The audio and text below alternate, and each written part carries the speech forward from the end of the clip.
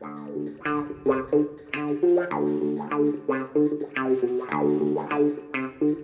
Pat. Hello, is that Gabbie? It certainly is, and welcome all. How are you, mate? Yeah, welcome all to My 70s with Dodworth legend, Mr. Pat Howard, and also, let's say, Barnsley, Newcastle, Arsenal, Birmingham, Portland Timbers, and Bury legend as well.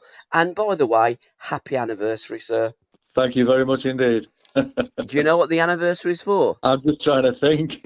I'm going to take you back 48 years and let's start at St Really? James's Park on the 24th of January 1972, when out of the hat, after Newcastle United, come Hereford. Oh dear, it's that one, is it? Yeah, Right. it's that one, yeah. Yeah. What's your memories of that game? The first one and then the replay after, Pat? I think the memories of that game, we were drawn against them at Newcastle first. Yeah. And sorry, the phone's ringing here. That's okay. I'll knock it off. I'll not be a sec. Right. Sorry about that. Yeah, I think we were drawn against them and we played them at home the first game. Yeah. And they got off to a really good start. I don't know if it was a mistake on my part, but I think I misjudged a long ball from the kickoff. Believe it or not, one of their lads sort of made a great run and smashed it into the back of the net. So we got off to a bad start, at Newcastle. Mm-hmm. But I think with teams like that, Gabbie, you've got to take your chances, haven't you? Yes. And we had loads of chances. But anyway, we ended up with a draw, and we had to go there, for the replay. And then the replay was cancelled twice, so we're in a hotel down there for an extra 2 or 3 days because the conditions were really bad, and it was an awful pitch that they played on. But that's football, isn't it? You win or lose, but you don't want to be losing to part-time players, do you really? So it came as a big shock to get knocked out by them. Yeah, and the replay was on the 5th of February.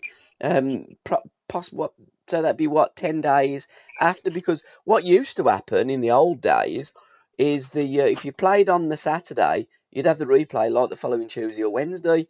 I mean, now It's a modern thing that it's 10 days after, but in effect it was 10 days after because of inclement weather in those days in 1972. Yeah, that's very true. Yeah, I think the first replay was at Everton, Cabbie, yeah. And I played in the first one. And, it was still a draw. And then a couple of days later, I do believe, I was suspended.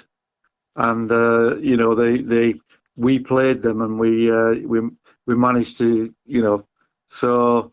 But, these games, they all go into one, don't they? I'm starting talking about another game there. Sorry about that, I was mate. going to say, because that game there, I'm thinking, hang on a minute, Pat. It was 1972. You've skipped a couple of years because you're talking about Forest now in that game that you didn't play because you got sent off, sir, didn't you? I did, yeah. But sorry, going back to that, it's a sad day, isn't it, when a non-league team knocks you out. And Joe Harvey, I felt really sick for him. I felt sick for everybody else, but we had to take it, But it created a lot of newspaper articles, and it was on the match of the day. I went to the Football Museum the other day in Manchester. I was doing a little bit of a chat there, and they have all televisions all around. And walking past one of the televisions, a friend of mine who had invited me says, "Look, you know what that game is, don't you? That's Hereford and you there, Newcastle. Look at you there. Why didn't you get in the way with that shot that scored the winning goal?" So yeah, them times were hard times, and nobody wants to get beaten by a lesser opposition. So, but it had to be. What time of the day did it kick off? It was also John Motson's first commentary game, wasn't it? Yeah, was it an early kick-off because of floodlights? I seem to remember as a schoolboy coming home from school and the game being kicked off early, but that might be my memory playing tricks on me. You might be right there, actually. You might be right. I'm not 100% sure on that one. But the playing conditions were abysmal, really. Like I say, the pitch, it was Yeah, diabolical. But you can't blame that because we were professional players. We've got Malcolm MacDonald, we've got John Tudor, Bobby Moncur. We've got all of us in the team, and we should have been good enough to sort them out. But on the day, there wasn't a right lot in it. But then it just takes one fantastic shot from a long way out that goes in the top corner. Before you know it, that's it. yeah. So yeah, thanks for reminding me on that one. That's okay, Pat. My pleasure. But again, I'm just going to stay at Edgar Street briefly because that strike from Ronnie Radford was one of the goals of the season, wasn't it, in 1972? It was a thunderbolt of a shot. It certainly was, yeah. It's just I can remember it sort of it's a good bit above my head, and I'm Yeah. thinking that's going to be close. That as he's had the shot, I thought that's going to be close, and obviously it went in, and everybody knows about the situation after, don't they? A first division club being knocked out Yeah. by a non-league side, which it's never happened a lot, has it? Never happened a lot, but it certainly happened that day. It's happened a couple of times to my team, Birmingham City. We're going to talk about Blues a little bit later because you did join Birmingham in 1977, but we got Yeah. beat by Altrincham, and then we also got knocked out by Kidderminster as well. So I know where you're coming from, being beaten by non-league opposition. But pitches like that are great levelers. The FA Cup is a great leveler. We're going to fast forward. We did cover Yeah. it in a chapter of my life. The 1974 game against Forest. That was possibly, arguably, the most controversial FA Cup tie of all time, wasn't it? I would have thought so. Yeah, yeah. Mm. We'd drawn at home against Forest, and there's a massive crowd there, 55, 57,000 there. So but we get off to a bad start against Forest, and they take an early lead, and I think they get another as well, and then we pull one back, and then this story I've told many times, Yeah. and they get a penalty, and one of our players, David Craig, has miscued. I think it was either David Craig or Bobby Moncur has miscued a clearance, and he's knocked it back into our own box, and they had Duncan McKenzie up front, and in my mind, Duncan McKenzie let David Craig, because it was going near Duncan McKenzie. Yeah. It was in my mind that he just stood his ground, Duncan McKenzie, and David Craig's looking at the ball, and he just piles into the back of him. A penalty. So, as you can imagine, we weren't happy. We're losing 2-1, and I start sort of remonstrating with Gordon Q, the referee, and I'm going on at him, and I'm saying this, that, and the other. That's never a penalty. That's him cheating there. And he says, yeah, no, that's a penalty. So I keep going on, and then he starts to say, I'm going to send you off. And I said, I'm not going to go off. If you say you're going to send me off, you caused the biggest riot ever here. This is me to Gordon Q, because I was really irate about the decision. I'm sending you off. I said, I'm just not going to go off. But he says, I'll get people on to take you off. So anyway, cut long story short, I eventually sort of walk off, my head's bowed, and they take the penalty, and it's 3-1. Yep. Yeah, well taken penalty, 3-1. But unbelievably, with Newcastle with 10 men, came back, and they won 4-3 with 10 men. Yep. So, like I always say, they didn't really miss me when I went off. But yeah, it caused all headlines on the television, newspapers, wherever. And they, Nottingham Forest, complained with regard to all the fans running on the pitch, and they got pushed about a little bit, and they complained, and they managed to get a replay. Like I was saying a little bit earlier there, and they got a replay at Everton. Like I say, I played in the first one, and then Malcolm MacDonald, the second replay, he managed to get a goal, Malcolm. So we knocked him out. But it was a very, very eventful day, that one. And it's one that lasts in my memory. Malcolm was always good for a cup goal, wasn't he? Absolutely prolific and scored in every round of that cup apart from the final against Yeah, Liverpool. Yeah, that's right. Yeah, I mean, I've said it many times. He was a tremendous player. He was that quick, you wouldn't believe it, Yep. really. I mean, I did play against him before I joined Newcastle, and I knew what he was all about. You know, when he was at Luton, you know, I'd played against him with Barnsley then. God, what about the pace? Unbelievable Yeah. pace. And strong and brave as well. His work rate could have been worked on a little bit more, Hmm. but he always used to say, never mind my work rate, put your goals on the table. One Yeah. of them, that was his little comments that he would make to one or two of us that would ever go at him a bit. But yeah, a great player and great to have in your team. You get 20 goals a season, 25 goals a season. You know he's going to finish things off. But sorry, Cabbie. Sorry, your career started in your hometown of Barnsley, and you've alluded to that, playing against Luton, against Malcolm. You Yeah, played true. 177 games for Barnsley. How did that move come about to Newcastle? Was Joe Harvey monitoring you for some time? I think there'd always been a little bit in the press about, you know, Newcastle keeping an eye on, you know, Pat Howard at Yeah. Barnsley, that kind of thing. But yeah, I played a lot of games for Barnsley. I mean, one of the seasons I didn't miss a game. Mm. And like, you start sort of, you know, I started thinking, well, I need to start getting some money.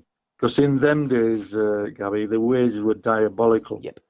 And I mean, they're very, very good now, aren't they? Yes. But then I went in the office as much as to say, I want another 20 quid or 25 quid. No way, you're not getting nothing. Mm. So I just said, well, I want to go. If you can't give me, you know, a rise on my wages, on the money that I'm getting now, I want to go. Yep. And you know, the Barnsley manager wasn't happy with that, and he says, "Your head's bigger than that door. You, how do you get your head through that door? Who do you think you are? You?" To me, like I said, "Well, never mind that. You get me on that list, and I want to go." So that's how it started, and then before you know it, Newcastle came in, Who was and the sorry, Pat. Who was the Barnsley manager at the time? a Scottish gentleman called Johnny Steele. Okay. Yeah, one of the old school. Yeah. But I think in a way they would have wanted to let me go as well because, you know, in them days they were desperate for money. Yes. And like they're getting an absolute fortune for me, you know, 21 grand, it was a lot of money then. Mm. But it No, it was, wasn't. wasn't it? In Well, 1971, it was a lot of money. Yeah. but they wanted that transfer fee, you know, to keep the club afloat. Mm. And yeah, it was great when Joe Harvey came down, and you know the Barnsley manager had been to where I live, didn't have a phone, and I'm out gardening, and my wife said the Barnsley manager's at the door.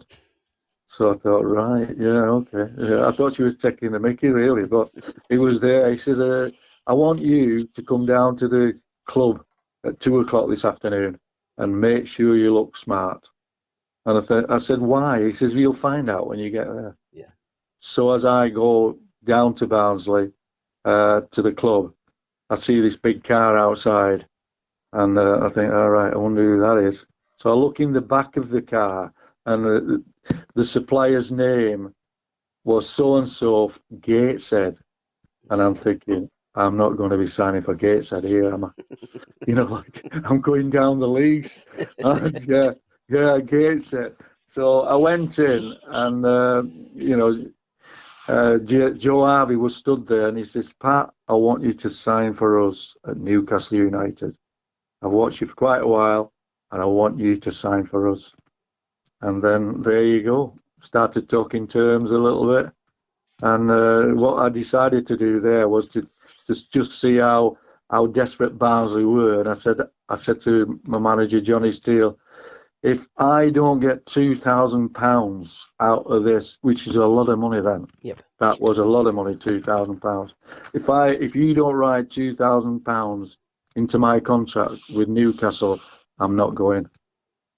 And what? No chance. You've got no chance. I says, well, it's up to you. You know, if you don't do it, I'm not going to go. So I was risking Yeah. getting my career off it to the highest level. And anyway, they called a quick board meeting, and the manager came out and says, "Well, we're going to give you the £2,000, but he says I don't want to ever see you at this club again." Wow. Yeah, that's what he said. Yeah, yeah. Which is fair comment. That's up to him, isn't it? But it was a lot of money then, Cabbie. Yeah, £2,000. Did So you it ever got wrote into my contract, and away I went. did you ever go back to Barnsley out of interest? What, just to stir it up? Oh, yeah, The odd time, the yeah, odd time, yeah. yeah.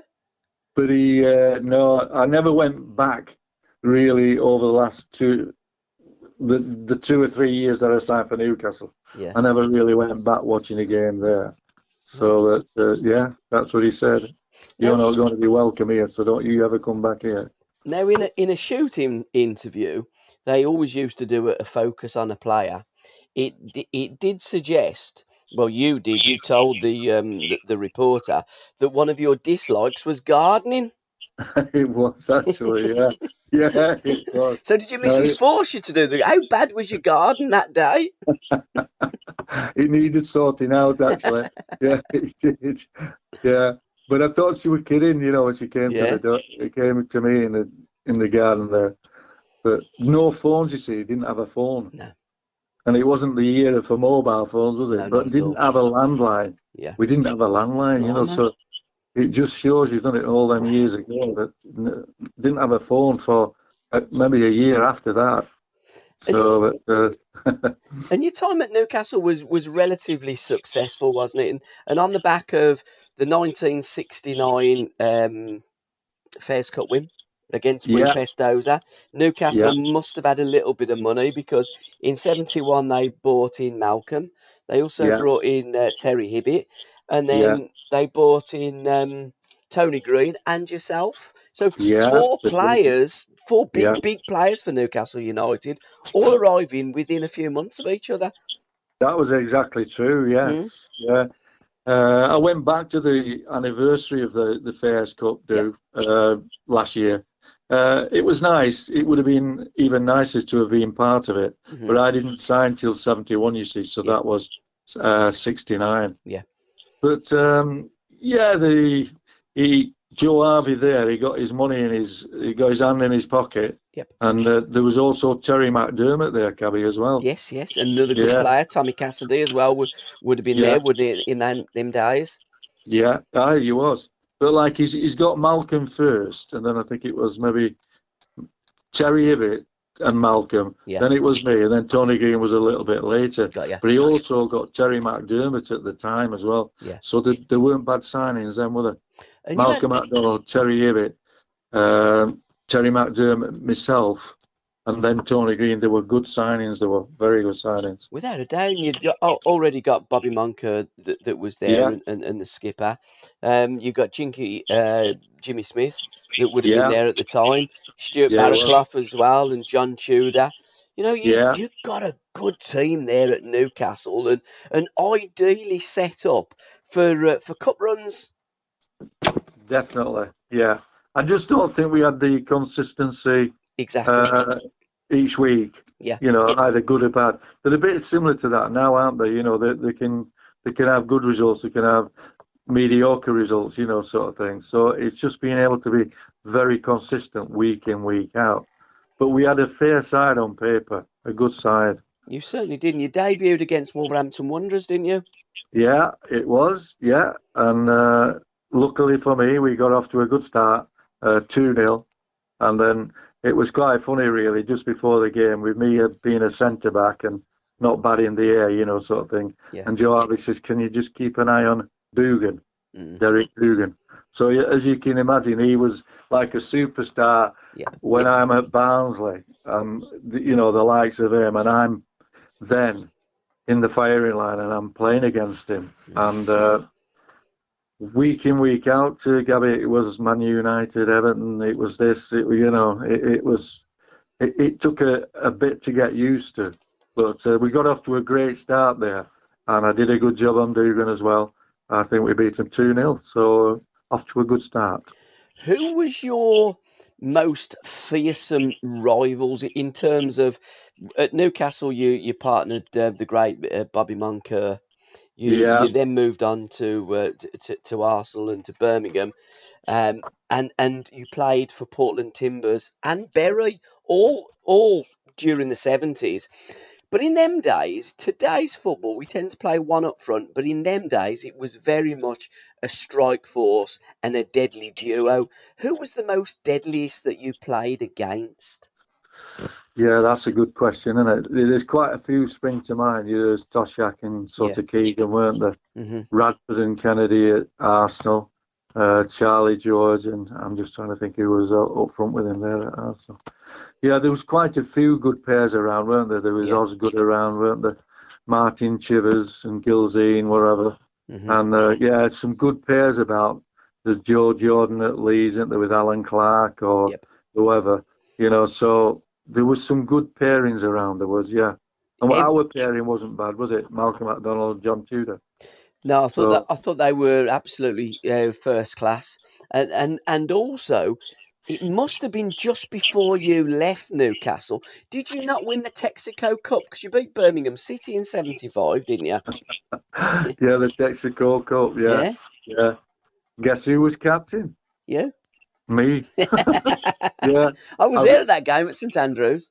was it. Yeah, yeah, yeah, All right, yeah, yeah. yeah. So, yeah, at the time there was the Texaco Cup. What was the other cup, Gabbie, at the time? Watney's? We had the Watney's Cup as well, didn't we? In the There Texaco was, Cup. weren't there? Yeah, And then there was that Anglo-Italian one, weren't there? that's right. Did you ever play in that? We won it. Yeah, I Oh, did did you win play the in that. Anglo-Italian? Because there were some right nutters out there in Italy that you played against, didn't you?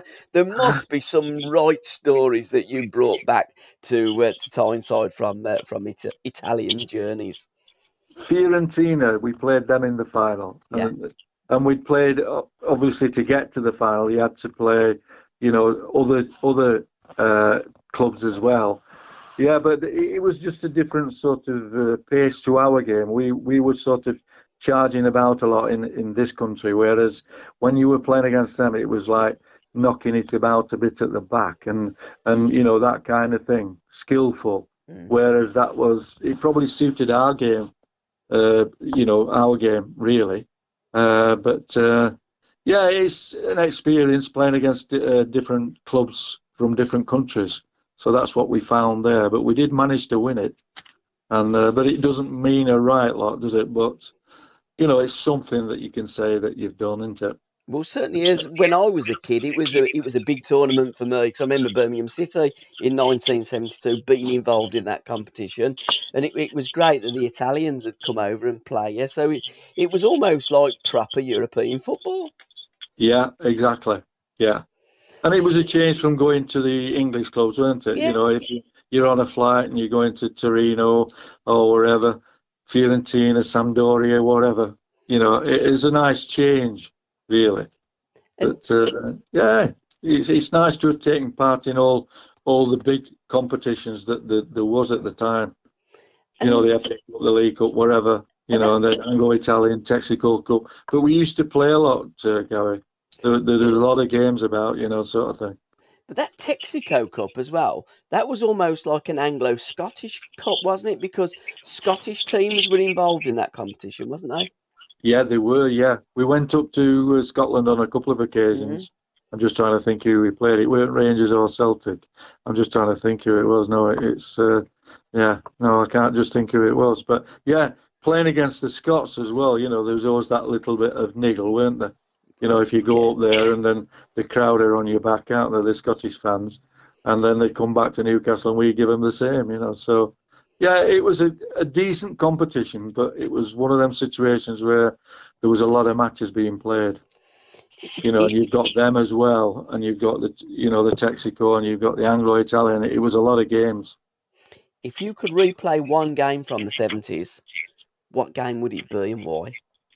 If I could replay Replay, one, yeah. yeah, Any game that you played in and you'd think, "Do you know what, I'd love to replay that game for whatever reason." I think the one that springs to mind is the semi-final of the FA Cup. Yep. I've never felt as pleased. But it wasn't an easy game for us. I don't know if you've ever seen the replay. the television replay on that one. Great But they pass give by it. Terry a bit, by the way. Well, what a pass that was, Oh, wasn't it? yeah, yeah, I would say that is the one that sticks out in my mind, is that, and the elation that you've got knowing yeah. that you've got to Wembley for the first ever time for the likes of me, which I'll always remember that feeling of, we're at Wembley. But there's been a lot of games over the years where you've enjoyed, and when you score your first goal or whatever, and yeah, there's been a lot of good memories. But that What? one does spring to mind. That one. And that was, of course, a brace by Supermac. The first goal was pretty much hustle and bustle, and then the second goal, the ball through from Oh, Terry and Malcolm just finished it as he always did. yeah, yeah. I mean, if you're on the halfway line with Malcolm McDonald and you get a ball knocked over your head, you're not going to get there before him. Nah. And I don't know if you've ever seen the replay of it, but is it Colin Waldron? And he's trying to grab him, and he's trying to get his arms around him to pull him back because but he shrugs him off. He's that strong, and he gets Powerful. into the box and has a shot with his left. I don't know if he's left foot or his right foot. He comes back out and then he knocks it in. But what a great lad to have in your team, because we were under the cosh a lot there against them. And then the outlet ball was that one over the top. And do your business, Malcolm, yeah. And he certainly did on that day. We were quite lucky, but that's the way football can go, can't it? You can play well and still get beat. Yeah, of course you can. But, And in the 70s, Malcolm was also involved in the Superstars, wasn't he? And done very well in that, I have to say. he did, didn't he? Yeah, Yeah, because they used to do all different things, didn't they? And that's then right. Yeah. it would lead to the sort of sprinting and things like that. Yeah, but he was really, really quick. I don't know if there's anybody now that looks as quick, but and he got the power as well. And he's a great bloke to see. I see him when I go back to Newcastle, and it's great just to catch up with him. But what a great player to have in your team. Because he's doing a lot of Q&As, isn't he, up there at St James's Park? There seems to be a pub that Malcolm's. It's on. He's got a YouTube channel, and it's all about. The name escapes me, but it's all about Newcastle United, and he seems to be doing very well in that side of football, Yeah. because Malcolm was never slow coming forward, was he? He wasn't, no, not at all.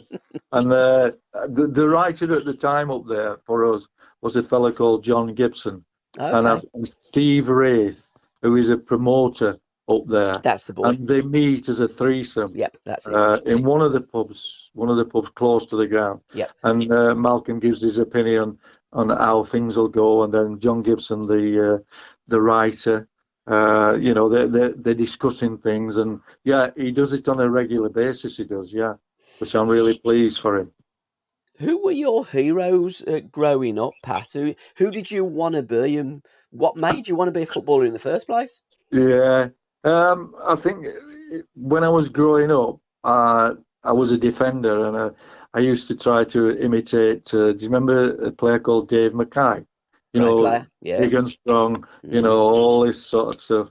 And then, but my favourite, I would say, was Bobby Charlton. Yeah. Bobby Charlton was the one that I sort of thought, oh God, he's the best thing since sliced bread. When I'm that young kid growing up, but who'd have thought that maybe 10, 12 years later that I'd be on the same pitch as the likes of Bobby Charlton, so, but it was great for me being able to be very good as a young kid, play for Barnsley under 11s, under 12s, under 14s, and then the town team under 15s, and I played for. So it was a step up all the time. Yeah. And then, I'm leaving school, and me and my dad went to Sheffield United, where their manager John Harris, we had a meeting with him, and he just said, Pat, we've heard about you. My scouts have talked about you, and we'd like to offer you a week's trial. Right. So, but Barnsley wanted to sign me for 3 years, apprentice professional, and I sort of bottled out with that, and I said to my dad, I I don't want to take a chance just in case it backfires with regard to having a trial for a week. So then, the following day I signed for Barnsley, apprentice professional, 15 years old. Whose boots did you have to clean? Can you remember? I used to clean everybody's boots. Yeah, that was my job. Whereas the other apprentices were out in the stands and on the pitch. Yeah. But my job was I was inside. What with the showers and towels and training gear, but boots especially. We had a boot room, and me and another lad were in there, cleaning the boots for every match and stuff like that. So. It wasn't the greatest introduction that you'd ever have, but that in them days, that's how it used to be, wasn't it? I think you were a worker, weren't you? You were a worker. I think it's a crying shame that football players, the modern player, doesn't go through the apprenticeship that you guys used to go through, and also don't go through the reserve system like you used to as well. Yeah. But when I was 15 and a half, I wasn't 16. I made my sort of reserve team debut. Guess where? Manchester United. Wow. Who was you up against that day? David Hurd. I don't know if you've heard. Yeah, I do. Yeah, I've heard of David. Yeah. But he was like a Scottish international. Yeah. And I'm a kid just out of school. I'm 15 and a half years old, and he was like twice bigger than me. I'm 5'9". I'm 9 stone 6. I might have been 10 stone, and I'm playing centre back. Oh dear. But anyway, on that game, I get off to a bad start, sort of thing, and then they switched me from one of the older players in the reserves to go and play full back. Yes. So, but what a baptism that was. Who was the winger that day that you had to go and mark then? Who was that? I don't know. Johnny Aston, was it, maybe? Blimey, he was decent as well, wasn't he? Yeah, he was. Yeah. So, but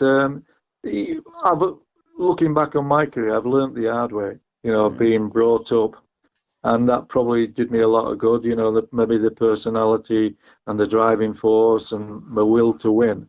Knowing that I've come from a background like that, there's something about me that I had that will to win. And I'm going to, get stuck in, and I'll fight for every ball, and I'll do that. So, in its own way, starting at Barnsley was, showing you what life was all about, playing football. And Barnsley weren't a bad place to start, because Tommy Taylor started there as well, one of the Busby Babes, didn't he, at Barnsley? Yeah, he did. Yeah, he did. And what a tragedy that was. Awful. Yeah, he did start there, didn't he? Yeah, he did. Yeah. But what a tragedy. I mean, Busby sent Johnny Carey the one game to have a look at him. He come back, give him the thumbs up, great player. He said, thanks, Johnny. And Johnny Carey was so chuffed that the gaffer had sent him. He said, that's the 10th person that's come back with a report like that. Thanks, Johnny. It's like something like that. Probably even more knowing, I didn't know Matt Busby, but in those days, they did their homework, didn't they? It's not like you buy players from DVDs now. Football players, football managers and trusted people would go and watch and spot players and up-and-coming players. Yeah, definitely. Yeah. It seems funny you should mention Matt Busby there. I was, like I was saying to you, I was at the Football Museum the other day, and there was a table full of people, all aging people, they knew a lot about football. And we got talking about value for different things. I got me John Toshack shirt there, and I'd got me Wembley shirt, the League Cup final shirt, and I took my medal, just to show them a little bit. So anyway, we get talking about this, that, and the other. And there's a bloke just on my right hand side there. He says, I save a bit of memorabilia. And I says, oh, gee, yeah, what have you got? He says, well, I'll tell you what I did. Recently, I sold Sir Matt Busby's contract. And I said, well, amongst everybody, what did you get for that? Do you know how much he said? I wouldn't like to say. 40,000 quid. It went, for 40,000. I talked to him afterwards. I says, how much did you pay for it at your auction? He says, I paid $4,000. And he said, I managed to sell it for 40 grand.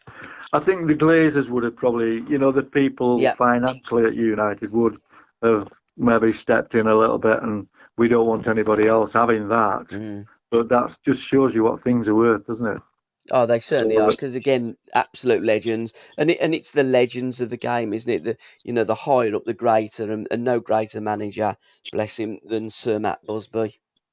he was different class, weren't he? Yeah, He he seemed to was. have a really nice manner about him, and Mm. he got the players to play for him. They're having an indifferent time at the minute, aren't Oh, they're having an awful time. Awful they? time. I think probably, arguably, the worst Manchester United side that I've seen since I've been on this planet. And Yeah, when you look at successful teams, sometimes you can be victims of your success. And in yeah, Busby's time, where they did win the European Cup and all them players got old, and it's difficult because I think you've always got to yeah, rejuvenate your team, haven't you? And then in yeah, '74, 6 years after winning the European Cup, they got relegated to Division Two. And yeah. they're not going to do that now, but they are really at the moment in decline. What was your favourite ground and unluckiest ground in the '70s, Pat? My favourite ground was Wembley. Yeah. Gabbie, yeah. Would that be your most I'm unluckiest as trying to be well? funny again. Yeah, I love playing at Wembley. Well, I only played there twice, sort of Yeah. thing. The grounds, it's always game on at Liverpool, wasn't it? Yes. So you're always quite, a bit edgy and a bit nervy there, at Liverpool. Yeah, so that was, I mean, all the other grounds were similar. You go down to Spurs or, Arsenal. But I mean, our ground at Newcastle was as good as any of them, for playing in front of. Hmm. So there were a lot of good crowds about as well, weren't there? Oh, At that absolutely. level, Yeah. good crowds every week. So yeah, I would say Liverpool. Liverpool. I once uh, I once played there, and as you're coming out, have you seen that sign where he says, "This This is is Anfield. Anfield"? Yeah. Yeah, have you seen that? Yeah. Yeah. Yeah. And I Yeah. don't know what I was doing this day. We're coming out to play, and obviously I'm in the team, and I don't know if I tried to just have a bit of a pull at that, that. Hmm. So, but what happens is I fell down the steps. Like there's about 10 or 12 steps, and I fell down the steps. So, right. And then I'm walking up the other side to go onto the pitch, and I find out that I'm thinking my boots don't feel right here. Jeez. I've broken two studs in my right boot. So what I have to do then, I have to go back up the steps, and everybody's wondering, where on earth is he going? So I go back up the steps, and I go into our dressing room, and Keith Birkinshaw, our coach, is there. He says, what are you doing here? Well, get out there. I says, I broke two studs in my boot. I can't walk. And there he is. Get it off now. Get it off. And he put two studs in, but it took about 5 or 10 minutes. Because in them days, they were the screw in, Yeah. and I'd broken them. So you had to really, Yeah. we hear a bit of a noise while we're still in the dressing room there like that. So anyway, he's done the studs. And I go run down the steps again and up, and I'm on the line side. So yeah, the referee waves me on. So I go on, and then who should come up to me but Kevin Keegan? And he just says, "Where the hell have you been?" He says, "And by the way, did you know Toshak's just scored?" And I thought, "Oh, thanks very much, Kevin. That was very nice of you to tell me that." But these things happen, don't they? Falling down the steps at Liverpool. I think everybody listening to this podcast, and including me, thought you was going to say you broke a couple of toes in your foot. But It then, could have been worse.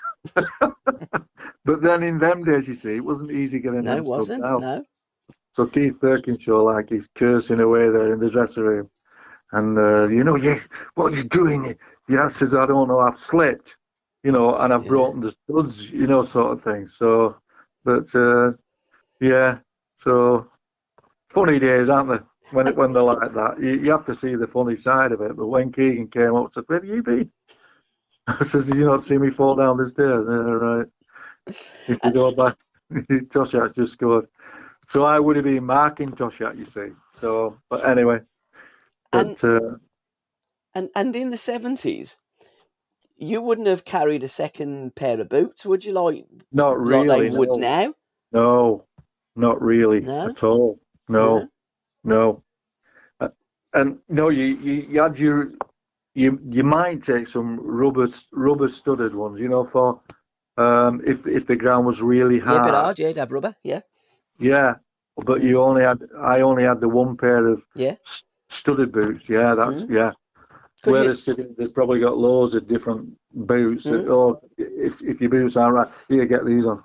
Yeah, but in them days, it wasn't like that, was it? No, no, because you get your boots and you'd look at what the surface was like and you go, right, I'll take my studs out and I'll put rubber studs in this. Well, I have metal studs or you used to have like them plastic studs as well, didn't Yeah, you? that's right. Yeah, Yeah, yeah, yeah. yeah. That. Times have changed, Gabby, haven't they? Times Oh have changed. dear, haven't they just? Was there a player that you didn't play with in the 70s that you would have loved to have played with? A player in the 70s Yeah, to have played with. I'd probably say Keegan, I think. yeah. Keegan, I like Keegan. I played against him quite a lot, Hmm. actually. But I used to have to keep Toshak quiet, sort of thing. But I really rated Kevin Keegan. He was a great player and a very nice person as well. Yeah. But he used to put the work rate in, and he'd drop into them areas where Mm, you didn't like to go in there marking him, and he was good on the ball, wasn't he? He could yeah, finish. yeah. I would say Keegan really, but I tell you, he was a very, very good player, Trevor Francis. Yes. Yeah. Because when I was at Birmingham, he was still there, Trevor. He was a different class in. Very, very skillful player, as quick as anything, quick thinking. What a player he was. So it was great to play in the same team as him. So But what there were would? a lot of good players about, though, Cabbie, weren't there? A lot of Oh good yeah. players about Well, you, Chivers, yeah, Osgoods and people like that. They were good players. we But you wouldn't be in that league if you weren't a good player, would you? no, in fact, I do another podcast with Terry Curran. We do a weekly podcast, and we're going through our five of the best players of the 70s: defenders, midfield players, fullbacks, goalkeepers, forwards, and so wingers. And we had Yeah, just so many brilliant players in that decade. What we're talking Birmingham, we'll skip Arsenal and go back. 77, you moved to Birmingham City, and Trevor was there. That was the year, I believe, that Trevor made his international debut against Holland as well. What was your memories of Birmingham? And who was it? Was it Willie Bell that would have bought you there in yeah, it '77? was Willie Bell. Mm. Yeah, I don't know if you remember this, Gary, but Joe Gallagher, was he involved in a car crash and he broke his leg, didn't he, Okay, in I the can't car crash? remember that because Yeah, I've yeah, interviewed Joe. Joe's a friend of mine, but I right. can't remember Joe being in a Yeah, car crash. All yeah, right, he had it and he broke his leg. all Yeah, he right, did. Yeah, yeah, you'll have to ask him next time you see him. yeah, But well done. I'm at Arsenal, you see, and I'm playing in the reserves. And what I'd said to Terry Neal that I don't want to be playing with the young kids. Yep. And I wasn't having a good time at Arsenal, what with playing offside and all that sort of stuff. And I didn't settle in well. Hmm. So, yeah, I'd got myself, I told Terry Neal that if anybody comes in, let me know. So, not straight away, but then this happened. Yep. And then obviously you need a replacement for Joe.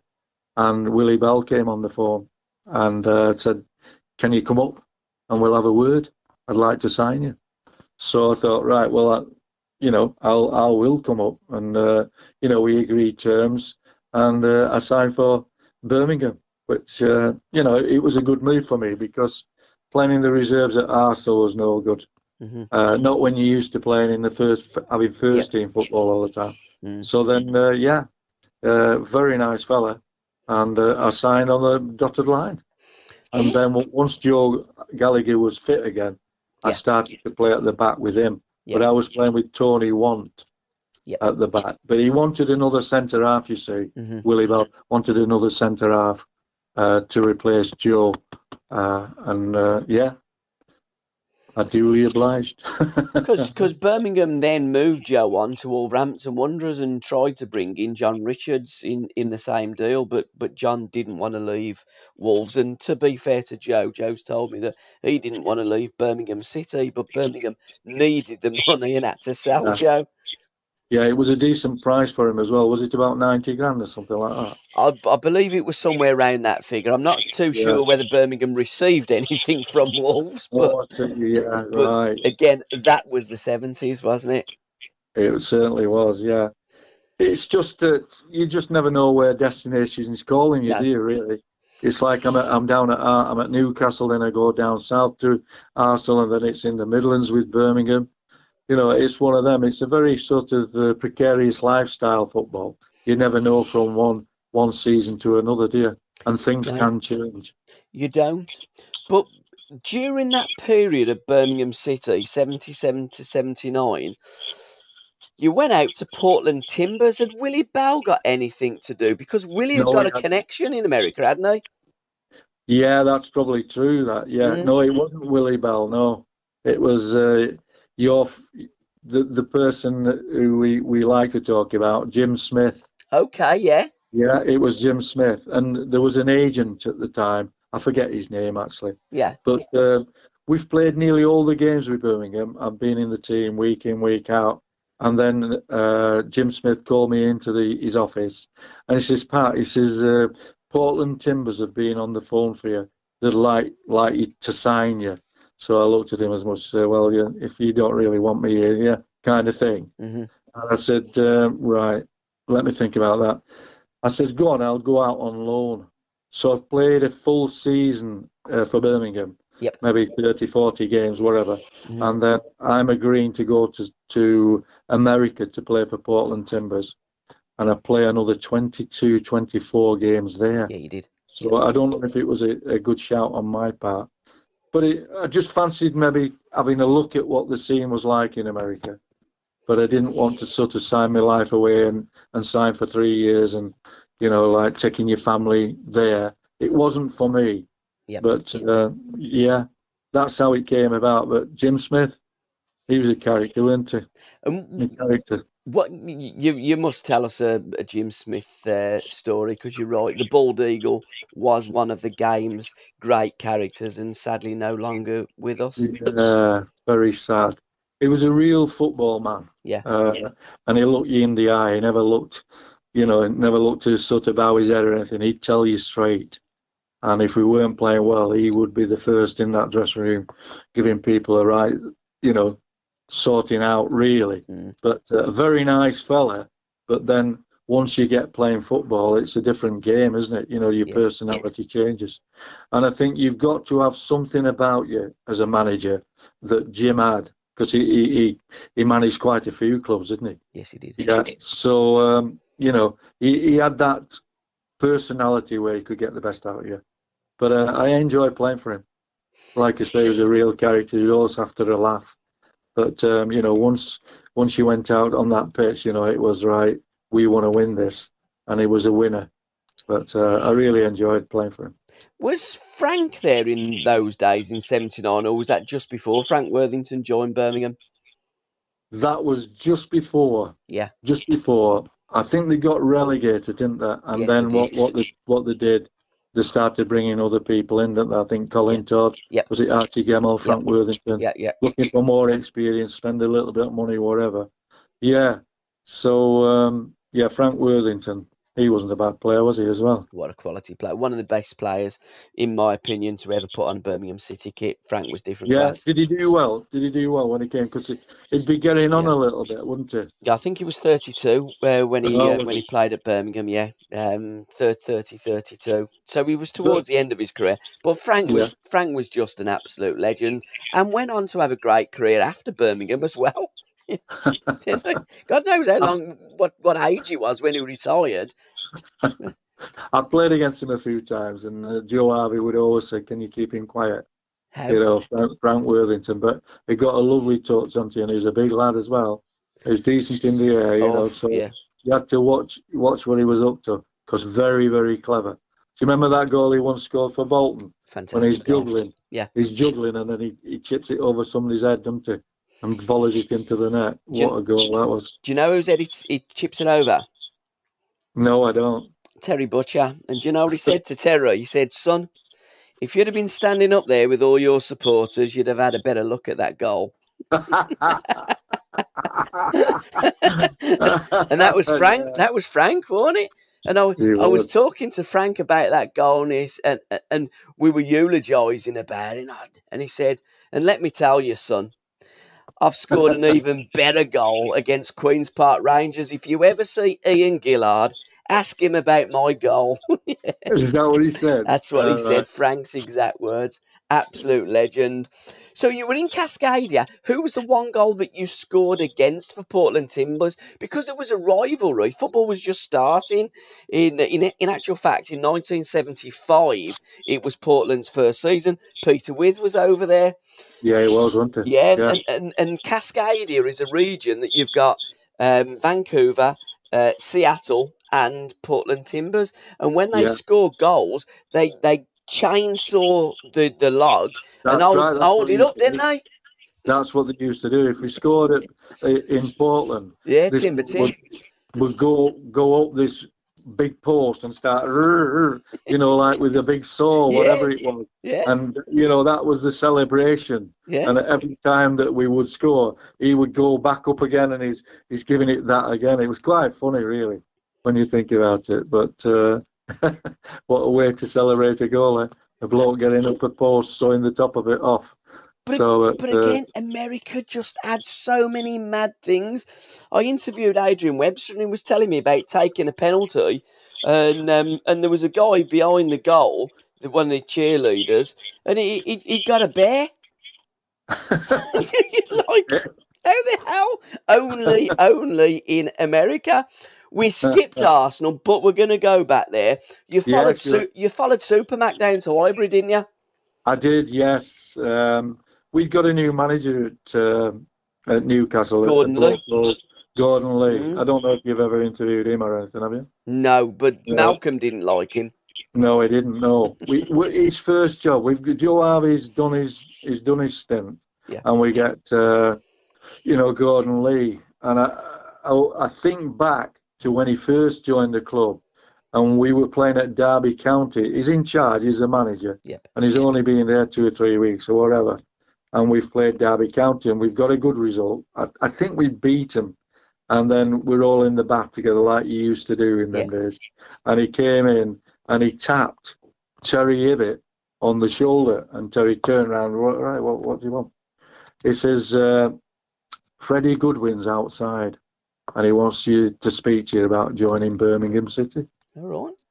So, do you remember Terry Ibbott at Birmingham? Good player. Do you like him? Yeah. Good player. So that said a lot to me with regard to the style of management. Mm-hmm. And because Terry was quite sort of, he say what he thinks. Yeah. And some people didn't like it, and I think Gordon Lee was one of them. And he wanted him out. He didn't want anybody answering him back. So that's where Terry went, and he signed for Birmingham. And then a couple of months later, well, 4 or 5 weeks later, he sells Malcolm MacDonald. Incredible. So how on earth he had the guts to do that? And I've seen a DVD of him, from them years, and he said, well, he was getting older, and he'd had injuries, and I'm letting him go because I don't think he'll last that long. So, yeah, Malcolm MacDonald is out the building. Your goals, your top man. For many years at Newcastle, the crowd went berserk. They didn't like that at all. Well, and then what he done with me, Gabbie, just quickly, what he done with me, taking the captaincy off me. Right. And I was captaincy for maybe 8 or 10 months. Yep. And then he's come in, and then he's called me in the office. I'm taking the captaincy off you. And he said, I'm going to give it Jeff Nolte. I says, well, it's up to you, But from my point of view, he didn't do himself any good there, because I, about 3 or 4 days later, I just asked to see him in his office and said, right, I want to go. Yeah. I don't want to play for this club.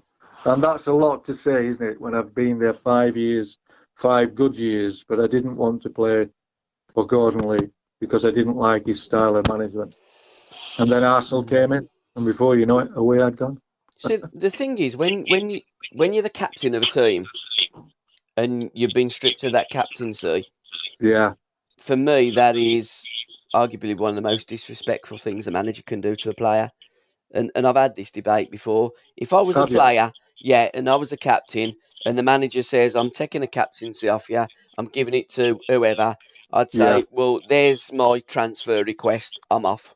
that's nearly exactly what I did That's what that. I'd do. I think it might have been the day after or Yeah. 2 days later when it had sank in. Mm, I mean, it's a great honour to be captain of of Newcastle course. United, isn't it? Yeah, great club. But if you take it away from someone, Yep. but his style of management, Terry Abbott taps him on the back, I want you to go. Then Malcolm McDonald, he's not going to last that long.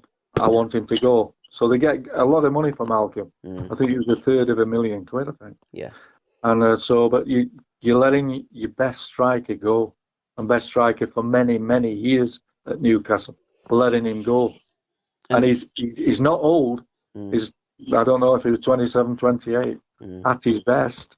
So, but managers, it's not an easy job, I don't think. But if you don't like people, they get shut of you, don't they? And let's be honest, it's 2020 now, and Malcolm left in, 1976. I can't think of a better centre forward, a better number 9 that's played for Newcastle United since Malcolm McDonald. I think you're Personally. right as well. Yeah, I think you're right. I didn't then. It was a funny little story for that, is that we are both at Arsenal, Yep. and then Newcastle are our opponents, and it's at Highbury. The pitch is absolutely diabolical. It's a skating ring, and Malcolm scores 3 times against Newcastle. Yeah. I don't know if you remember that. I remember it very well. We end up 5-3. 5-3. We conceded 3, but Malcolm got 3. He could have had 7 or 8. It was one of them days, and looking at the Newcastle players afterwards, you could see what they were thinking. Why did we let him go? And he just banged 3 in as against us. So things happen, don't they? If managers don't take a fancy to you, away you go. But I wouldn't have let him go. What was your most prized possession from your time in football, Pat? Prized possession? Yeah. I suppose getting that cup final medal. Yeah. Yeah, that was, as a young kid, that's what you maybe dreamt of, weren't it? Winning the FA Cup. I think I always said that was as a younger player. To win the FA Cup and to have a cup final medal, would have a winner's medal if possible. Yeah, but I would say that would be the biggest thing on my mind to be able to try to do, was to win the FA Cup and have a cup final medal. And you got both. You got the League Cup and the FA Cup, because in 1976 you went close again, and it was a wonder goal by Dennis Stewart, overhead kick, that took the cup back to Manchester, wasn't it? Yeah, great goal. It had to be Dennis, though, didn't it? Dennis Stewart. Another good player. Did him have the Sunderland connections? Marvellous. Sunderland and Newcastle up there, like them connections were there a bit with him.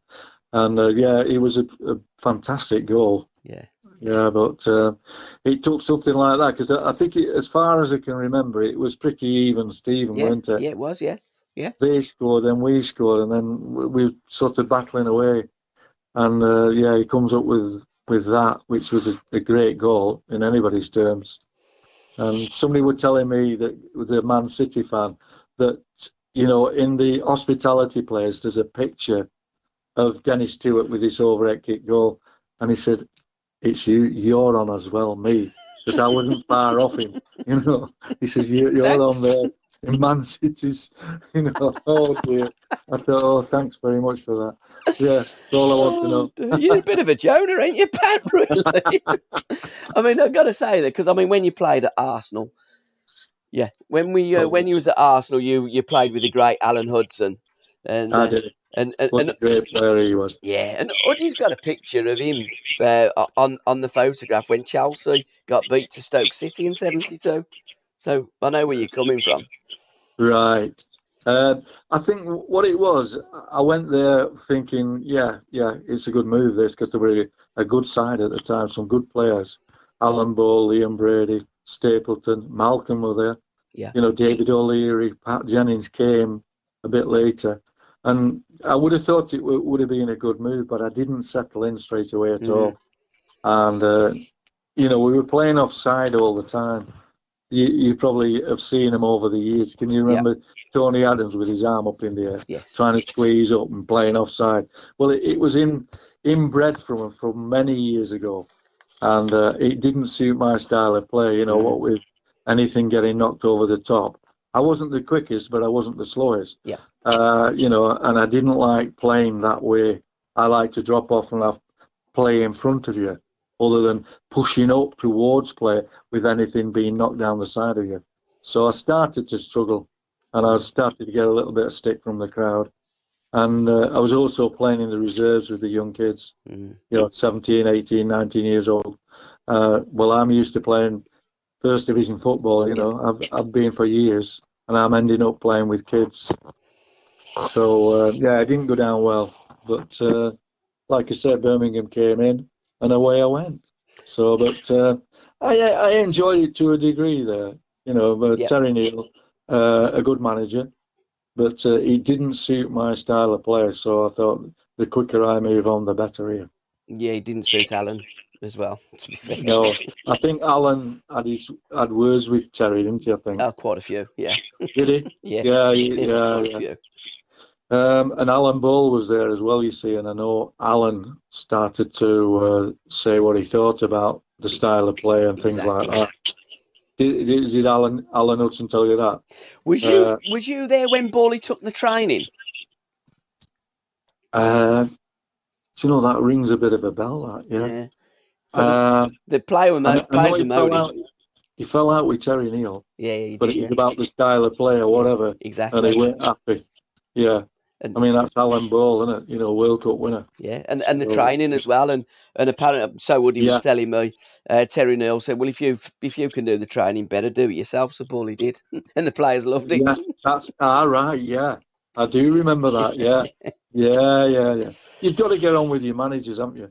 If you don't, you're out, ain't you? Really, to be fair, that's what the game's all about. Is there any song that reminds you of those 70s?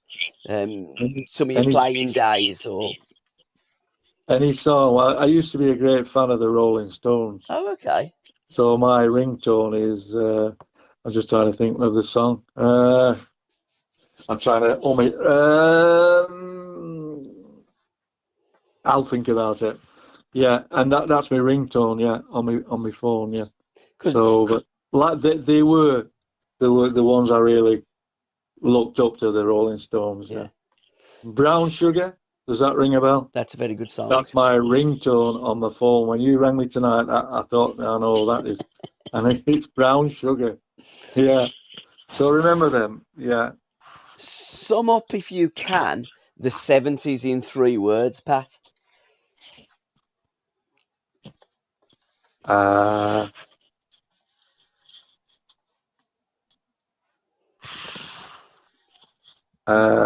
'70s best era. Yeah, I would say so as well. Now, we're from the same school, aren't we, me and you? Yeah, we certainly are. You know what I mean? Yeah. We have the same thoughts about things, you know, which, yeah, the 70s, it was a great era to play in. Whereas I think as it got a bit later on, you know, the money came into it a lot more, didn't it? And so, but a great era to play. And there were some great players about. Oh, yeah. I always say the halcyon days of the golden age, it's the 70s. Now, Shoot magazine was out, and we're going to do, finally, a quick fire. I'm looking at the picture. You've got your Newcastle United kit on, and you've got your stripy socks, because they were brilliant socks, them stripy Newcastle socks. So I'd say probably 73, 72, 73. So what car did you have in the early 70s? Can you remember? Ford Capri. Correct. Yep. Well done. Am I trying to get these right? Yeah, you are. Yeah, go on. Yeah, you are. Your favourite player, who did you put down as your favourite player? Our own Tony Green. And absolutely the right words that you said, our own Tony Green. How good was Tony? Because he retired through injury about the age of 25, didn't he? Scottish international. Oh, what a shame that was. He gets a bad challenge down at Crystal Palace, and it finished his career. Mm. But so clever, like his eyes all over the place. But skill-wise, he used to dangle that right leg over the ball, and you didn't know which way he was going to go. Yeah. He'd either hit it with the outside of his foot or inside of his foot. He was very, very difficult to try to, to tackle because he was that clever. Yeah. But what a great lad and a great player he was for us. But we only got 30 games out of him at Newcastle, I think. 35 games, which was a crying shame. And he had to finish. It was that bad. Yeah. In an era now, they might have been able to sort it out. But in that era, there was no chance that he could play again. So he's been a favourite of mine. And I also admired your friend and mine, Alan Hudson. Yes. What a skillful player he was. He got ability. He knew what to do all the time. You couldn't really get close to him because he was like a couple of seconds in front of you. Yep. Like he'd know, he'd see things quick. Yep. And he was good at passing the ball. Yeah. And what a great lad to have in your team if you're playing at the back and you're just giving it to somebody like Alan who can, go down both sides, lovely touch, and he can play 1-2s. He was a very, very good player, Alan. I really enjoyed playing. I only played a couple of times with him at Arsenal, but it was a smashing bloke as well. But what a great footballer he was. Well, he says exactly the same about you, a smashing bloke. Absolute top man. Your favourite other team? Now, this one surprised me. My favourite other team? Yeah, who did you say, 1973? Who did I say? Oh, Leeds United. Yeah, Leeds United. Oh, dear. The only player that ever says the only player that ever says Leeds United. Everybody hated them, but you loved them. Yeah. Oh dear. It used to be once you were going to Ellen Road, you knew what you were in for. Oh. And you just look at their team before the game, you think, all right, oh look who's there, all right, yeah. So but I think Don Revie used to get them wound up and that, but they were a good side. Yeah. But there were one or two naughty ones in the team, weren't there? Who was the worst? Who was the worst? It's hard to say, really, Gabbie, on that one, because there was one or two that could, you'd say Billy, Billy Browne and Norman Hunter, and Giles. He always was in the background, weren't he, Gilesy? But they were winners, and I think the manager used to, really get them rounded up for get in there, get stuck in. Get after them, kind of attitude. But they were a good side though as well. Oh. But like you said, they had that nasty streak in them, didn't they? I interviewed Paul Fletcher last time out on my 70s, and I said, who was the hardest player that you played against, Paul? And he said, Leeds United. Yeah. He said Don Revie assembled a team of assassins. I didn't like saying too much, but if Paul said that, yeah, go on.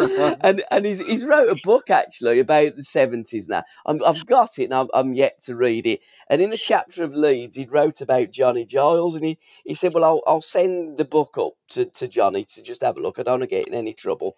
And Johnny said, I think you're a bit. I think you're a bit strong there, to be fair, Paul. And Paul Fletcher said, Johnny, I'm being kind to you, you dirty bastard.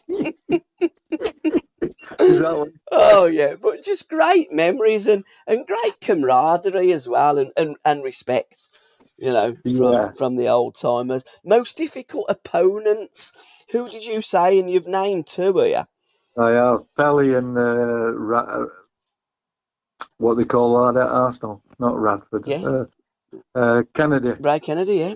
Have you got a copy of Shoot magazine there? Yeah, I've got it. Paul Fletcher didn't get any right on this. Did he not? No, I've got it. Yeah, I've got it. In fact, I was looking at it the other day, actually. Yeah, yeah, go on, man. So, how am I doing now? You're doing brilliant. You get 4 out of 4. Biggest thrill. What was your biggest thrill?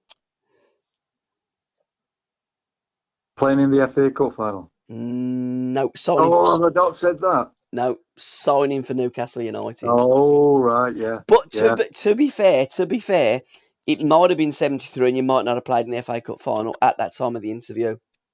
Oh, I see. Do you know what I mean? Yeah, So I'll be fair to you there. yeah. Biggest disappointment?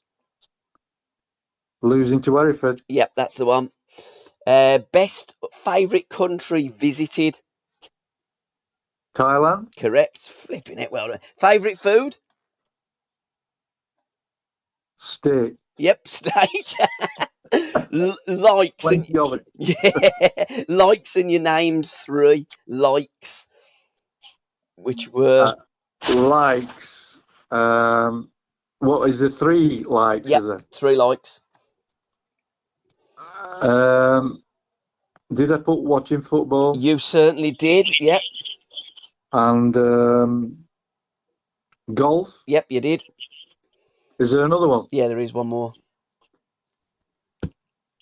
Pot black. No, I can't. I haven't got the last one, no. Pot black. Oh, snooker. Snooker. Yeah. We'll give you that 2 out of 3. Dislikes. I love the first one. One of the dislikes that I didn't Yeah. like was the travelling involved. Oh, with okay. us being up there. Yeah. And is there another one? You said gardening. You didn't like Yeah. gardening, and No, I didn't. you didn't like getting out of bed, which none of us like getting out of bed, do we? Let's be fair. No, we don't, do we? Yeah. Favourite TV shows of the 70s? Favourite TV shows of the 70s. No, I think I might have to pass on that one. A generic one, sports programs. Match of the day? No, you just said sports program, so any sport, I'm guessing. Yeah, yeah. And man at the top. Man at the top, right. Right. I can't remember who was in that, can you? No, I can't. I don't remember that one. So far you've got 1, 2, 3, 4, 5, 6, 7, 8. You've got 8 right. 8 right and 3 wrong. Favourite singers? 1 male, 1 female. Shirley Bassey and Tom Jones. Correct, that's number 9. Favourite actors and actresses? Or actors and actress? Is it Steve McQueen? No. Similar. I'm just trying to think. Actresses as well. Would it be... No, I think you've got me there on that one, mate. Julie Christie, Paul Newman and Clint Eastwood. Yeah, Clint Eastwood. Yeah, and I know what you're going to ask me next. Who's the person I want to meet in my life? Not yet. It's coming.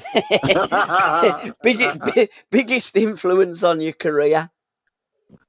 I'd say maybe Keith Birkinshaw. Yes, you did, yeah. Newcastle. And I said Joe Harvey? Joe Harvey, that's 10. Yeah. If you weren't a footballer, what did you say that you would be? A professional golfer. Yes, you did. I don't believe that. Do you still play golf, Pat? No, a little bit. Yeah. But I was keen on golf. You know, when you play football, you get a bit of chance to play golf as well. Yeah. I was keen on that. So with asking that question, I might have give everything to try to become a professional golfer. Yeah. But a lot of people that have played with me have said you would never have been a golfer. You can assure you that. Personal ambition. Personal ambition. Yeah. So, but it was a bit of a teamy to thing. be successful, is it? No. Personal ambition. What, to win the FA Cup? It was for Newcastle to be Britain's top team. Aye, I did say that, didn't I? Yeah. And your professional ambition? Professional ambition. To be fair, I'm going to give it you because you did say to win the FA Cup. Right. So is that what it was? you'd put that as your professional. And finally, sir, a person that you would most like to meet back in the 70s. Was it Muhammad Ali? No. Really? Go on, I'll give you the second. Yeah, Clint, I'm going to give you that. 13 out of 1, 2, 3, 4, 5, 6, 7, 8, 9, 10, 11, 12, 13, 18, 13 out of 18. That is absolutely fantastic. That is superb. I was only looking at that the other day.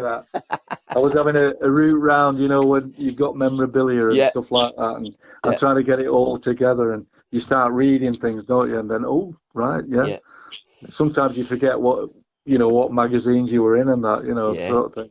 But they were good days. They were fantastic days. Do you do much reading these days, Pat?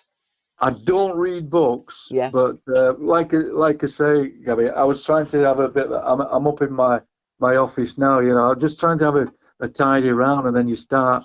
Like one of the drawers has got some pictures in. yeah. When I was a kid, and then there's pictures of Wembley and write-ups, and I started to try to think to myself, I just ought to get these organised so that Mm, if I ever want to, have a bit to go down memory lane, they're on hand, but I've not got them in a nice place to be able mm. to just open the drawer. All right, I'll have a look at that year, that sort of thing. But it's surprising how much memorabilia you've got, isn't it? Do you know what you need to do? Surprising. Do you know what you need to do? And you are on Facebook, and I know you don't do an awful lot on Facebook, No, I don't. Not a lot. but you could have an official page, a Pat Howard official page, and post pictures of your days in football and various things. And also, you need to write a book. So you've got all of them bits and pieces in one place in a book on a Facebook page that other people can look at, that can reference, and look back at your wonderful career with you. Yeah, yeah. It's just I'm not that way inclined, Gabby. To be honest, Mm, I just like to.